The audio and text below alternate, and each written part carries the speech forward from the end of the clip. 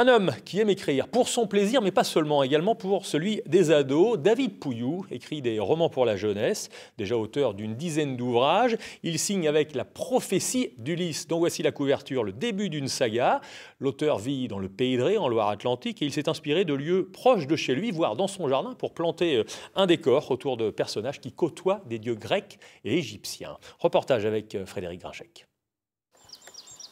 Tout est parti de là. De cet endroit au milieu de nulle part en Pays de Ré, dans le sud-ouest de la Loire-Atlantique. Ce paysage qui peut faire peur a inspiré David Pouillou au point d'y planter le décor dans lequel vit son jeune héros, Ulysse. Un vieux portail en fer forgé, coincé entre deux colonnes de pierre de taille que rien ni personne n'avait jamais réussi à détruire.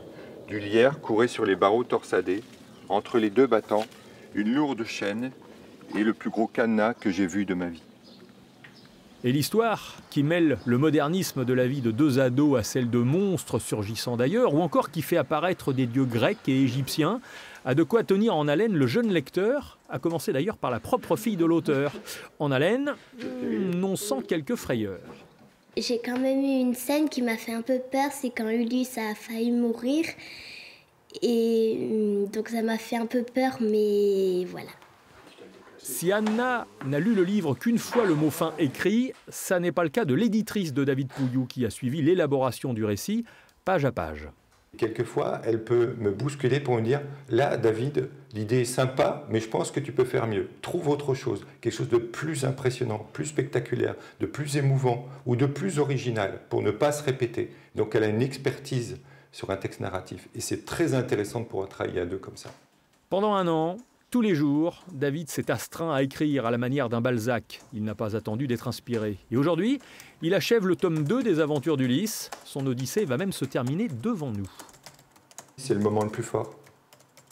C'est-à-dire c'est des mois et des mois passés avec des mots, des personnages, et d'un seul coup, on écrit ces trois lettres, F-I-N.